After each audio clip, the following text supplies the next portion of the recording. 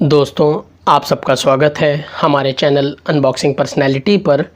पिछली वीडियो में हमने बात की थी अर्तगल गाज़ी के बारे में। उसी सिलसिले को आगे बढ़ाते हुए आज हम बात करेंगे उनके सबसे छोटे बेटे उस्मान गाज़ी के बारे में, जिन्होंने सल्तनत उस्मानिया की बुनियाद डाली। सन 1258 ये मुसलमान हुकूमतों का सबसे खौफनाक, सबसे बदतरीन साल था।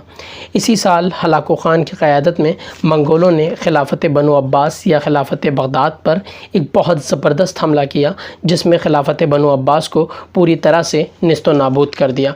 औरतों को, बच्चों को, बुज़ुर्गों को ग़ुलाम बना लिया गया। मर्दों के सरों को काट कर उनकी मीनारें चुन दी गईं। जुल्म व बर्बरियत की वो इंतहा की कि 22 से 24 लाख मुसलमानों को कत्ल कर दिया गया और दरियाए दजला हफ्तों तक खून से सुर्ख होकर बहता रहा। लेकिन इसी साल अर्तगल गाज़ी और हलीमा सुल्तान के घर एक बेटा पैदा हुआ, उस्मान गाज़ी, जिसने सल्तनत उस्मानिया का बीज डाला। उस्मान की पैदाइश 1258 सोगोत तुर्की में हुई। उस्मान को कई और नामों से भी जाना जाता है, जैसे उस्मान फ़र्स्ट, उस्मान गाज़ी, उस्मान बे या उथमान। उस्मान बहादुरी या दानिशमंदी किसी सूरत अपने वालिद अर्तगल से कम न था। अपने वालिद अर्तगल की वफ़ात के बाद उस्मान भी सल्जुकी सल्तनत का वफ़ादार रहा, लेकिन 1300 ईस्वी में तातारियों ने सल्जुक सल्तनत पर हमला किया, जिसमें सल्जुक सुल्तान अलाउद्दीन मारा गया और इसी तरह उस्मान ख़ुद मुख्तार हो गया और सल्जुकी सल्तनत पूरी तरह ख़त्म हो गई। उस्मान एक बहुत ही रहमदिल, मेहमान नवाज़ और इंसाफ़ पसंद इंसान था। अदल व इंसाफ़ की इंतहा तो ये थी कि उसने एक बार एक मुसलमान सिपाही के गलत होने की वजह से बाज़ंतीनी के हक़ में फ़ैसला दे दिया। उसके बाद अपने अदल व इंसाफ़ की वजह से उस्मान हर एक जगह पर जाना जाने लगा। शुरुआती दौर में उस्मान बहुत ही ख़ामोश रहा। दूसरे तुर्क सरदारों ने उसकी ख़ामोशी को उसकी कमज़ोरी समझा और रोमियों से इत्तेहाद कर कर उस पर हमला करवा दिया। उस्मान ने इन सब को शिकस्त दी और एक एक करके सारे किलों को फ़तह कर लिया। नाइसा के करीब एक जगह है बैफियस। 1301 में बैफियस में एक जंग होती है उस्मान और बाज़ंतीनी फ़ौजों के बीच, जिसमें उस्मान बाज़ंतीनी फ़ौजों को एक इबरतनाक शिकस्त देते हैं और उसके बाद अपनी ख़ुद मुख्तार सल्तनत कायम करते हैं। उस्मान ने कई बार कुस्तुनतुनिया की फ़ौजों का सामना किया और उनको शिकस्त भी दी। उस्मान अपनी तालीम व तरबियत के लिए एक दरवेश, एक बुज़ुर्ग के पास जाया करते थे, जिनकी बेटी थी मालहुन खातून, जिनको उस्मान ने देखा और उनसे इश्क करने लगे। उसके बाद अपने मुर्शिद से कहा कि उनकी बेटी की शादी उस्मान के साथ कर दें। उनके बुज़ुर्ग ने इस बात से इनकार कर दिया। एक दिन उस्मान ने एक ख्वाब देखा।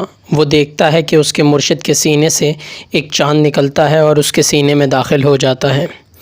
फिर उसके पहलू से एक बहुत बड़ा दरख्त निकलता है जो बढ़ता चला जाता है और सारी दुनिया में फैल जाता है।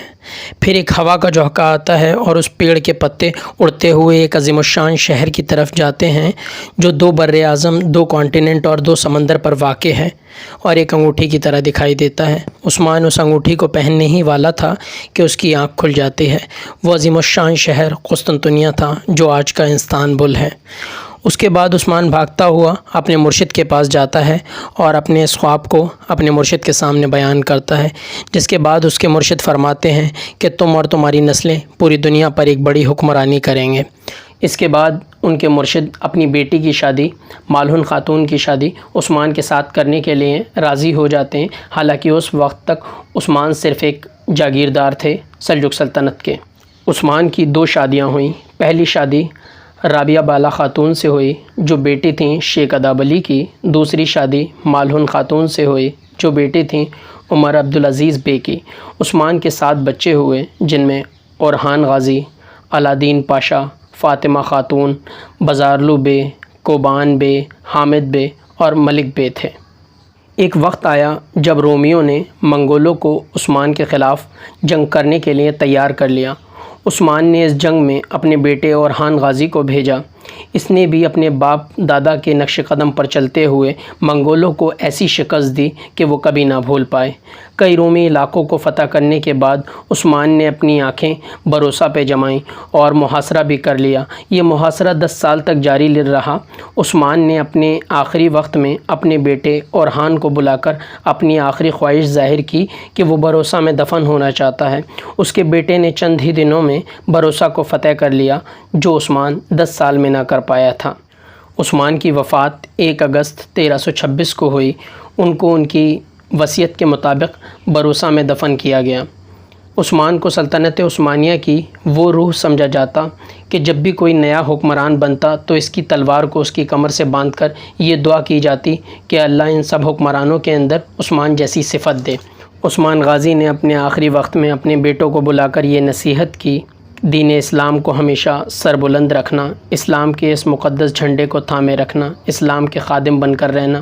میری نسل میں جو بھی حق اور عدل نہ کرے گا وہ روزہ حشر نبی پاک صلی اللہ علیہ وسلم کی شفاعت سے محروم رہے گا۔ عثمان کی وفات کے وقت عثمانیہ سلطنت کا دائرہ 16,000 کلومیٹر اسکوائر میں پھیل چکا تھا۔